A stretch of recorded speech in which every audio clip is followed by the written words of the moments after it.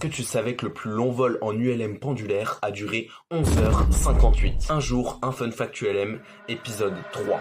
Un ULM, c'est ça. Un deltaplane avec un chariot et un moteur. Les premiers modèles ont été construits dans les années 80 avec l'ambition de se rapprocher le plus possible d'un vol à l'air libre. En 2020, Jean-Claude Queneau s'envole de Dunkerque à 5h43 du matin. Durant toute la journée, il va parcourir la France du nord au sud pour arriver à 17h50, soit presque 12 heures après, à Oloron-Sainte-Marie, dans les Pyrénées. Ce vol a nécessité d'anticiper plusieurs problèmes. D'abord, il faut beaucoup de carburant. Pour ça, le pilote s'est équipé de réservoirs auxiliaires.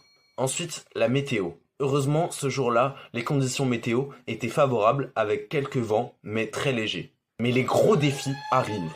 Premièrement, il y a la condition physique à maintenir. Dans un pendulaire, il n'y a pas de cockpit, donc le pilote est exposé au vent, au froid, au soleil, au bruit. Il faut être prêt physiquement à surmonter ces nuisances pendant plusieurs heures d'affilée. Ensuite, il y a la fatigue. Dans les airs comme sur la route, il faut être constamment vigilant. La différence, c'est que dans les airs, il n'y a pas d'air de repos. Donc c'est littéralement un vol sans interruption. Pour se préparer à ça, le pilote a mis en place des sortes de petites pauses. Des moments où la météo est assez favorable pour réduire son attention.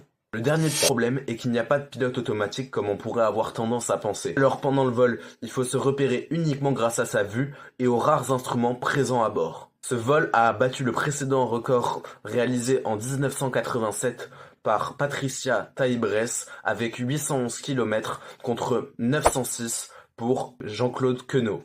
Le plus incroyable, c'est que la Fédération française d'ULM avait placé des balises GPS un petit peu partout, ce qui a permis aux passionnés d'ULM de pouvoir suivre le vol en direct. Ce vol, c'est la combinaison de précision technique, de résilience humaine et d'une passion solide pour les ULM. Si cette histoire t'a plu, abonne-toi pour plus de fun facts.